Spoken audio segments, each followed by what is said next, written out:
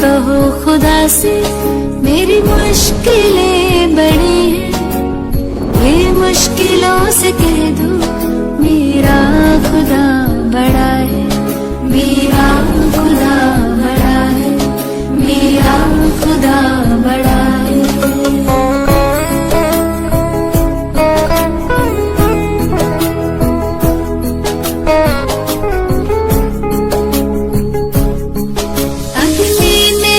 के सोना है और भी निखरता, अग्नि में तप के सोना है और भी निखरता, दुर्गम को पार करके हिमालय कोई चढ़ाए, लाएगी रंग मेहनत आखिर तुम्हारी एक दिन, लाएगी रंग मेहनत आखिर तुम्हारी एक दिन, होगा विशाल तिरुवन वो बीज जो पड़ा है।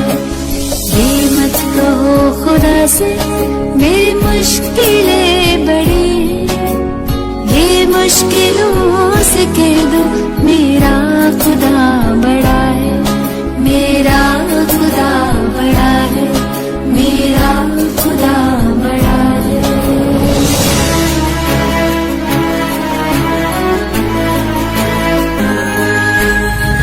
सर्व शक्तियों से जब साथ है हमारे, वो सर्व शक्तियों से जब साथ है हमारे, हर काम उसके रहते हर गिज़ हुआ पड़ा है, कभी हारना ना हिम्मत का कदम बढ़ाओ, कभी हारना ना हिम्मत का कदम बढ़ाओ, हजारों कदम बढ़ाने वो सामने खड़ा है। ये मत कहो खुदा से मेरी मुश्किलें बड़ी हैं, ये मुश्किलों से कह दो मेरा खुदा बड़ा है, ये मुश्किलों से कह दो मेरा खुदा बड़ा है, मेरा खुदा बड़ा है, मेरा खुदा बड़ा है, मेरा खुदा बड़ा है। बंदी छोड़ सतगुरु रामपाल जी महाराज जी की जय हो। परमेश्वर की सभी प्यारी आत्माओं को दास का सत्साहिब। पुण्यात्माओं, पूर्ण परमेश्वर कबीर साहिब जी ने एक बार पुनः कलयुग की इस बिचली पीढ़ी में सतगुरु रूप धारण करके हमें जिस अनमोल सत भक्ति और तत्व ज्ञान से परिचित करवाया है, निसंदेह इस घोर कलयुग में हम सब पर उनकी तरफ से यह असीम अनुकंपा का प्रतीक है, और इस अनुकंपा के लिए हम उस समर्थ परमात्मा का जितना गुणगान करें उतना ही कम होगा। सतगुरु आशीर्वाद से आज हम रक्षा मंत्र के सरलार्थ को समझने की कोशिश करते हैं। हालांकि दास ना ही तो इस लायक है और ना ही अधिकारी है कि आदरणीय गरीबदास जी महाराज द्वारा रचित किसी भी वाणी या शब्द का सरलार्थ कर सके, लेकिन परम पूज्य सतगुरु रामपाल जी महाराज द्वारा अनुवादित रक्षा मंत्र को उन्हीं के आशीर्वाद से और अधिक सरल तरीके से समझने और समझाने का तुच्छ प्रयास करने जा रहा हूं, जो कि सतगुरु देव जी द्वारा प्रत्येक भगत को साध संगति के अंतर्गत प्रदान किया गया एक अधिकार है। पुण्यात्माओं, असुर निकंदर रमैणी के अंत में 8 पंक्तियों का एक रक्षा मंत्र लिखा हुआ है, जिसमें लिखा है, सतगुरु शरण शरण आई, शरण गए कछु नहीं व्यापे, काल जाल भय मिट जाई, रोग शोक सब शिखर न व्यापे, सम्मुख ना ठहराई, जय रगनी तन निकट ने आवे, दूरी जात रे गाई, वीर बताल बान ना लागे, जम के कोट ढाई, 98 पुण्य मुठ ना लागे, उल्ट तई दर खाई, कहे कबीर सोई उठ पावे, सुत शब्द मिल जाई, कहे कबीर हम जम दल पेला, सतगुरु नाथ दुहाई, बैर करे सोए दुख पावे, सुरत सतगुरु दुहाई, कहे कबीर हम जम दल पेला, सतगुरु नाथ दुहाई। पुण्यात्माओं, रक्षा मंत्र वाली ये 8 पंक्तियां उस वास्तविक रक्षा मंत्र की महिमा का गुणगान है जो एक भगत की पल पल रक्षा करता है। कहने का मतलब ये है कि मुसीबत या संकट के समय भगत की रक्षा ये 8 पंक्तियां पढ़ने या बोलने से नहीं होगी, बल्कि उस वास्तविक रक्षा मंत्र के जाप और भक्ति क्रियाओं को सुचारू रूप से करते रहने से होगी, जिसके विषय में ये 8 पंक्तियां केवल जानकारी दे रही हैं। इस बात को और अधिक गहराई से समझने के लिए हमें नित्य नियम का सहारा लेना पड़ेगा। जिस प्रकार हम सुबह का नित्य नियम करते हैं और नित्य नियम करते समय सबसे पहले मंगलाचरण पढ़ते हैं, फिर उसके तुरंत बाद मंत्र लिखा हुआ आता है जिसमें परम पूज्य सतगुरुदेव जी हमें पढ़ाते हैं। मंत्र अनाहत मंत्र, शुभ सलाहत मंत्र, अजोख मंत्र, बेसुन मंत्र, निर्वाण मंत्र धीर है। आदि मंत्र, युगादि मंत्र, भंगी मंत्र, सदा सत्संगी मंत्र, लौलीन मंत्र गैर गंभीर है। सोहम सुभान मंत्र, अगम अनुराग मंत्र, निर्भय अडोल मंत्र, निर्गुण निर्बंध मंत्र, निश्चल मंत्र नहीं गैबी गुलजार मंत्र, निर्भय निर्धार मंत्र, सुम्र सुकृत मंत्र, अगमी अबंच मंत्र, अगली मंत्र, पजलम फराक मंत्र, बिंद स्नाम लाभ मंत्र, जलमल जहूर मंत्र, सर्वम भरपूर मंत्र, सैलान मंत्र, रंकार गरक मंत्र, तेज पुंज बरक मंत्र, अदली अबंध मंत्र, अजपा निसंत मंत्र, अवगत नाद मंत्र, दिल में दीदार वाणी विनोद मंत्र, आनंद शोध मंत्र, खुर्सी करार मंत्र, अनभय उच्चार मंत्र, उदुर मंत्र, फजल साहिब सतराम मंत्र, साईं काम मंत्र, भारत प्रकाश मंत्र, हीरंबर उल्लास मंत्र, मोले मलार मंत्र, परक बीस साहिब सतराम मंत्र, साईं काम मंत्र, भारत प्रकाश मंत्र, हीरंबर उल्लास मंत्र, मोले मलार मंत्र, परक बीस। पुण्यात्माओं, अब कोई अनजान व्यक्ति नित्य नियम को पढ़कर कहे कि ये इतने सारे मंत्र वही हैं जो संत रामपाल जी महाराज अपने भक्तों को जाप करने के लिए देते हैं, लेकिन वास्तविकता तो आप और हम ही जान सकते हैं कि ये वो अनमोल मंत्र नहीं हैं जो पूज्य गुरुदेव हमें प्रदान करते हैं, बल्कि यहाँ नित्य नियम वाले ये मंत्र तो उन वास्तविक सत भक्ति मंत्रों की महिमा और महत्वता का कलम तोड़ बखान कर रहे हैं जो हमें गुरुजी नाम दीक्षा के समय देते हैं। यहाँ सिर्फ आदरणीय गरीबदास जी महाराज जी ने हम तुच्छ बुद्धि जीवों को समझाने की कोशिश की है कि हे पुण्यात्माओं, तुम्हें सतगुरुदेव द्वारा जो प्रथम मंत्र और सतनाम दिया जाता है, तुम इन मंत्रों को ऐसे ही मत जानना। ये वो अनमोल मंत्र हैं जो युगों युगांतर बाद कुछ ही सौभाग्यशाली आत्माओं को प्राप्त होते हैं। और फिर हमें ये विश्वास दिलाने के लिए कि यह सप्त गायत्री मंत्र और सतनाम कितना अनमोल है, कुछ इस तरह बताया। अनाहद मंत्र अर्थात नाम दीक्षा के वक्त सतगुरु हमें जो मंत्र देते हैं उसकी कोई अनाहद यानी सीमा नहीं है, चाहे कितना ही जाप क्यों ना करो। सुख सलाहद मंत्र अर्थात यह अनमोल मंत्र सदैव सुख प्रदान करने वाला है। अजोख मंत्र अर्थात यह अनमोल मंत्र इस सृष्टि में अद्वितीय है, इसके समान दूसरा अन्य कोई मंत्र नहीं है जो शरीर कमलों में विराजमान पांचों प्रधान देवताओं ब्रह्मा विष्णु महेश गणेश और दुर्गा जी का ऋण उतारने में सक्षम हो। बेसुन मंत्र अर्थात जिस मंत्र को आपने आज से पहले कभी किसी से नहीं सुना हो, यह बिल्कुल नूतन यानी नया मंत्र है। इसे केवल स्वयं परमेश्वर कबीर साहिब ही सतगुरु रूप में आकर विशेष आत्माओं को सुनाते हैं, इसलिए इसे बेसुन मंत्र भी कहा जाता है। निर्वाण मंत्र थीर है अर्थात इस मंत्र के जाप से थीर यानी स्थायी और निर्वाण यानी मोक्ष प्राप्त हो जाता है।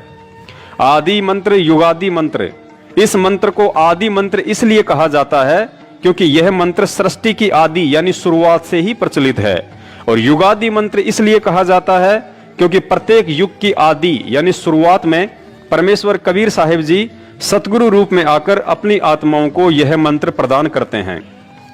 अचल अभंगी मंत्र अर्थात यह मंत्र अचल है, स्थायी है, इसमें कभी भी परिवर्तन नहीं होता है, और अभंगी इसलिए है क्योंकि यह कभी भी भंग यानी खंड नहीं होता है।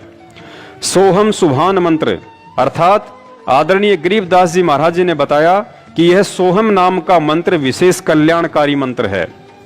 अगम अनुराग मंत्र अर्थात इस कल्याणकारी सोहम से आगे का जो सारनाम है वह अगम अनुरागी यानी अक्षर पुरुष से आगे पूर्ण परमात्मा में विशेष प्यार जगाने वाला मंत्र है। निर्भय अडोल मंत्र अर्थात यह मंत्र जीव को निर्भय बनाता है तथा अडोल यानी कि जीव को भक्ति मार्ग से डगमग नहीं होने देता है।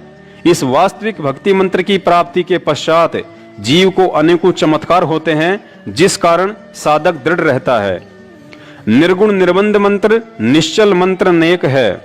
निर्गुण अर्थात दिखने में व्यक्ति को लगता है जैसे यह कोई नकली मंत्र है, लेकिन यह तो निर्बंध अर्थात काल का बंधन समाप्त करने वाला और सत्यलोक में निश्चल यानी कि स्थायित्व प्रदान करने वाला नेक अर्थात शुभ मंत्र है। गैबी गुलजार मंत्र अर्थात सत भक्ति का यह गैबी गुलजार यानी कि गुप्त मंत्र है जो विशेष आत्माओं को स्वयं परमेश्वर ही आकर बताते हैं। निर्भय निराधार मंत्र, निराधार अर्थात जिस साधक का सब कुछ लूट चुका हो, जिसका कोई आधार यानी सहारा ना बचा हो, उस साधक को यह मंत्र हिम्मत, हौसला और लाभ देकर निर्भय बनाता है। सुमृत सुकृत मंत्र अर्थात जो इस नाम का सुमरन करते हैं उनके सभी कार्य सिद्ध होते हैं। अग्नि अबंध मंत्र अर्थात जो इस मंत्र का जाप करते हैं वे अग्नि अर्थात गम रहित होकर मुक्त हो जाते हैं। अदली मंत्र अलेख है। अदली अर्थात यह न्यायकारी मंत्र है जो पूर्ण परमेश्वर द्वारा न्याय करके अर्थात दूध और पानी को छानकर यानी निर्णय करके दिया गया मंत्र है। और अलेख का मतलब है कि यह मंत्र चारों वेदों में ना होकर केवल परमेश्वर के तत्व ज्ञान में ही है। अतः प्रचलित चारों वेदों में कहीं भी इसका लेख ना होने के कारण इसे अलेख मंत्र भी कहा गया है। फजलम फराक मंत्र अर्थात पूर्ण परमात्मा कबीर साहिब जी द्वारा दिया गया यह मंत्र साधक को परमात्मा के फजल अर्थात रहम के काबिल बनाता है। और फराक यानी कि इस मंत्र के जाप से साधक का परमात्मा से अटूट प्रेम हो जाता है। बिन रसना गुणलाप मंत्र अर्थात इस सतनाम मंत्र का बिना जिव्या हिलाए जाप करना होता है। अर्थात यह मंत्र श्वास श्वास के माध्यम से साधक को परमात्मा के गुणों की याद दिलाता है। झिलमिल जहूर मंत्र अर्थात यह मंत्र साधक को परमात्मा का वह झिलमिल करता हुआ प्रकाशमय लोक प्राप्त करवाता है जिसमें झिलमिल झिलमिल रोशनी का जहूर अर्थात नजारा है। सर्वंग भरपूर मंत्र अर्थात यह मंत्र उस सर्वंग परमात्मा की याद दिलाता है जिसकी शक्ति सृष्टि के कण कण में व्याप्त है। सैलान मंत्र सार है अर्थात जो साधना परमेश्वर कबीर साहिब जी ने बताई है उस साधना के मंत्र सर्व सुखदायक व वास्तविक हैं। ररंकार गरक मंत्र अर्थात कबीर परमेश्वर जी के भक्ति मंत्रों का जाप ररंकार गरक भाव यानी कि विशेष कसक के साथ जाप करने से विशेष लाभ होता है और मंत्र सिद्धि शीघ्र प्राप्त होती है। तेज पुंज परख मंत्र अर्थात इन मंत्रों का जाप परमात्मा को पहचानने के लिए करें क्योंकि प्रकाश ज्योति निरंजन का भी है, प्रकाश अक्षर पुरुष का भी है और प्रकाश पूर्ण परमेश्वर कबीर साहिब जी का भी है। लेकिन जो मंत्र कबीर परमात्मा ने हमें दिया है उसके जाप से अन्य प्रभुओं का प्रकाश अर्थात उनकी समर्थता फीकी नजर आने लगेगी। इससे पहचान होती है कि कहीं हम गलती से काल को भगवान मानकर उसके जाल में तो नहीं फंस रहे हैं। अदली अबंध मंत्र अजप्पा निसंद मंत्र अर्थात यह न्यायकारी मंत्र सभी बंधनों से छुड़वाने वाला है। इस सतनाम मंत्र का जाप श्वास श्वास से होता है। अविगत अनाहद मंत्र आनंद असोद मंत्र अर्थात एक मंत्र यह भी है कि भगत सबको प्यार से बोले, मधुर वचन कहे, इसमें स्वयं को भी सुख व आनंद का अनुभव होता है तथा दूसरे भी खुश रहते हैं। खुर्सी करार मंत्र अर्थात यह मंत्र मां के गर्भ में परमात्मा से किया गया सच्चा वादा याद दिलाने वाला है। अनभय उच्चार मंत्र अर्थात कबीर परमेश्वर जी ने जो प्रथम मंत्र सतनाम व सारनाम दिया है उसका निर्भय होकर जाप करो, यह कोई धोखे वाला मंत्र नहीं है। उज्जवल मंत्र अलेख है अर्थात यह मंत्र आपके जीवन को अंधकार से उजाले में ले जाने वाला उज्जवल मंत्र है। यह अनमोल मंत्र सूक्ष्म वेद अर्थात सचिदा घन ब्रह्म की वाणी के अतिरिक्त विश्व के प्रचलित अन्य ग्रंथों में लिपिबद्ध न होने के कारण अलेख है। साहिब सतराम मंत्र साही निकाम मंत्र अर्थात यह सतमंत्र अविनाशी परमात्मा का है जो निकाम अर्थात निस्वार्थ भाव से हमारे लिए यहाँ आते हैं। पारक प्रकाश मंत्र अर्थात पारखी संत ही परमात्मा के प्रकाश को पहचानते हैं। हीरंबर हुलास मंत्र अर्थात परमात्मा हीरे की तरह स्वयं प्रकाशित है।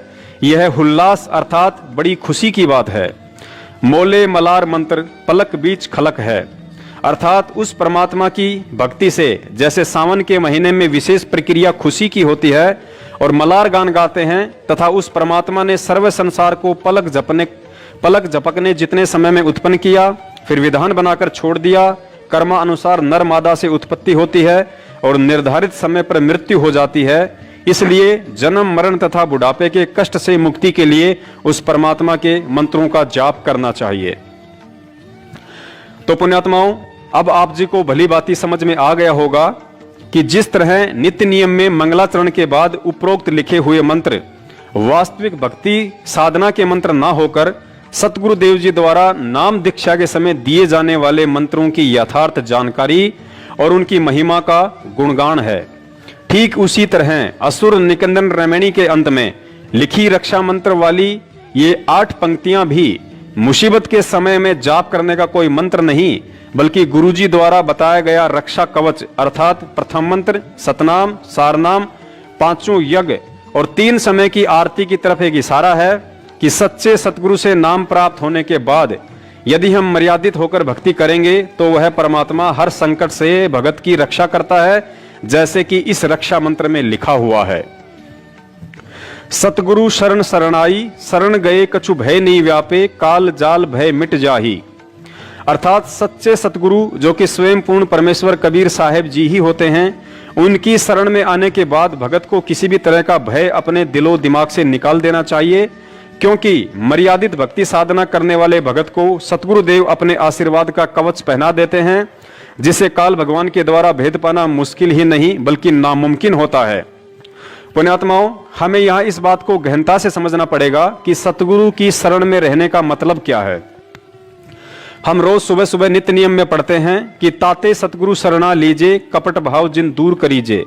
अर्थात सतगुरु से नाम उपदेश लेने के बावजूद भी ऐसे व्यक्ति को उनकी शरण में नहीं कहा जा सकता है जो तत्व ज्ञान समझने के बाद भी राग, द्वेष, ईर्ष्या, छल, कपट, चोरी, जारी, निंदा, चुगली और अहंकार का बोझ अपने कंधों पर लादे फिरता है।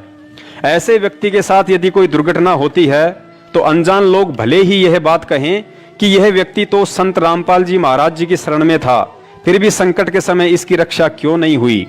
लेकिन इस बात का निर्णय तो तत्व ज्ञान और परमेश्वर की मर्यादा ही करेंगी कि वह व्यक्ति संत रामपाल जी महाराज का शिष्य होने के बावजूद भी उनकी शरण में था या नहीं। आगे लिखा है, रोग शोग छल छिद्र न व्यापे, सन्मुख न ठहराई। अर्थात सतगुरु की शरण प्राप्त भगत या भक्तमती को कोई भी ला इलाज रोग पीड़ा नहीं दे पाएगा।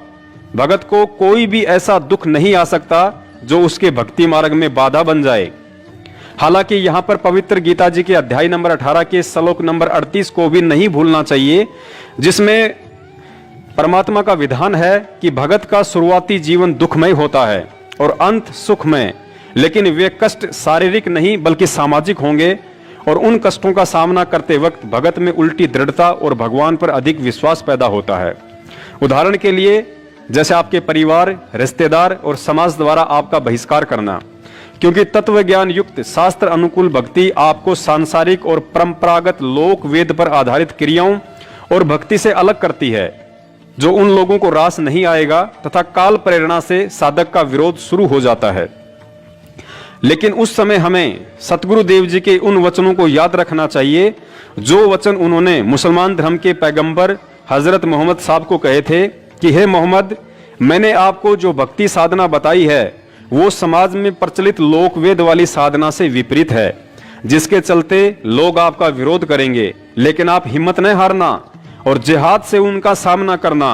अर्थात जिहाद से मतलब है कि मैंने आपको जो तत्व ज्ञान दिया है उसको आधार बनाकर उनका सामना करना, उन्हें प्रेम पूर्वक समझाने की कोशिश करना, भले आप पर कितने ही कष्ट क्यों ना आए, आप दृढ़ रहना और मुझे अपने पास ही समझना।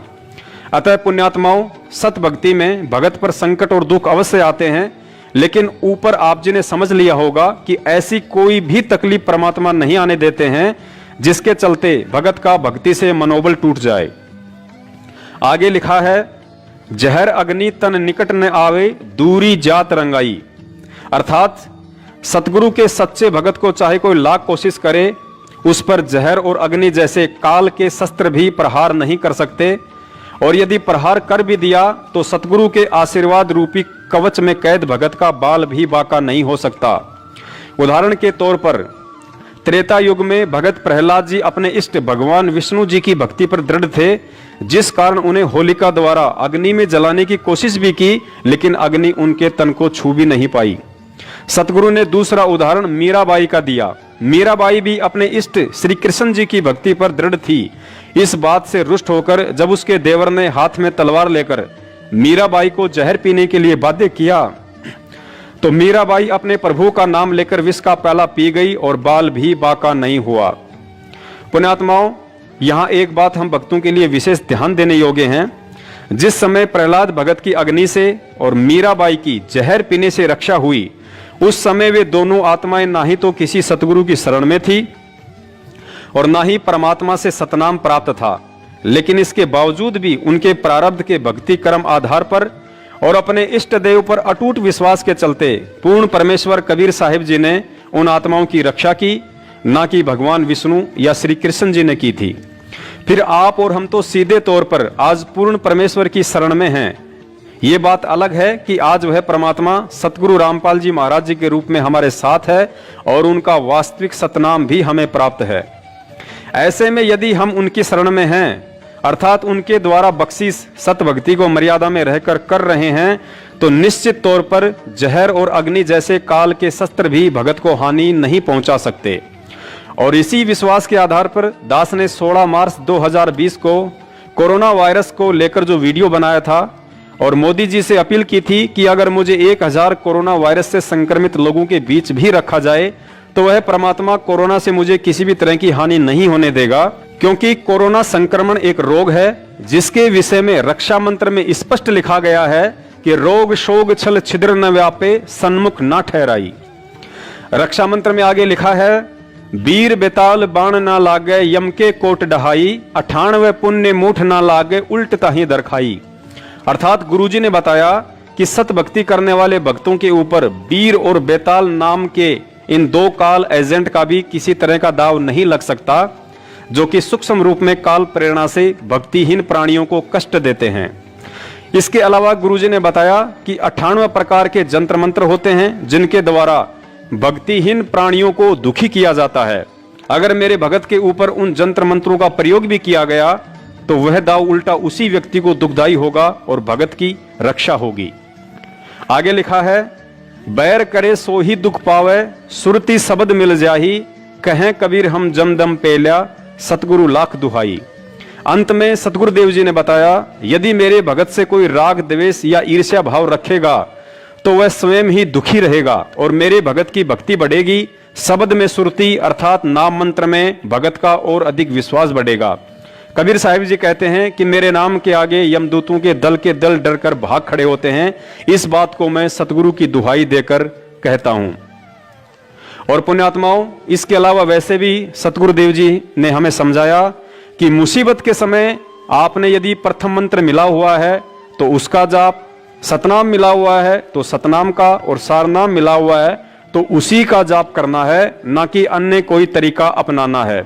अतः स्पष्ट है कि असुर निकंदन रमेणी वाला रक्षा मंत्र किसी मुसीबत के समय जाप करने का नहीं है और ना ही वास्तविक मंत्रों को छोड़कर उसे पढ़ने से भगत की रक्षा हो पाएगी।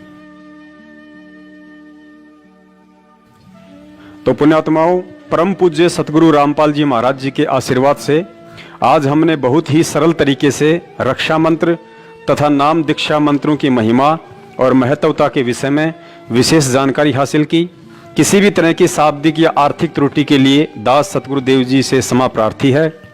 दास का अगला वीडियो आगामी 8 सितंबर 2020 को आने वाले सतगुरु प्रगट दिवस को लेकर होगा।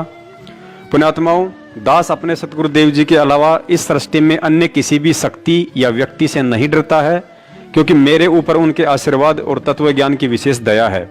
दया आप सब पर भी है, लेकिन भक्ति में सारा दारमदार विश्वास पर टिका होता है।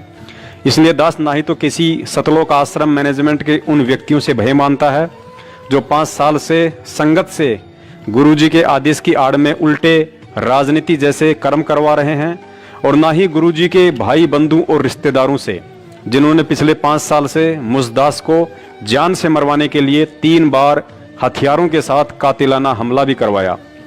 लेकिन दास को ना ही तो मौत का भय है और ना ही जीने की खुशी, और यही वजह है कि सतगुरु को अपना शीश सौंप देने के कारण ही वे पल पल दास के साथ साईं की तरह रहते हैं। आप इन वीडियो को देखें या ना देखें, इन्हें आगे शेयर करें या ना करें, लेकिन दास तत्व ज्ञान आधार से अपना शिष्य धर्म निभाता आ रहा है और निभाता रहेगा। सत साहिब, बंदी छोड़ सतगुरु रामपाल जी महाराज की जय हो।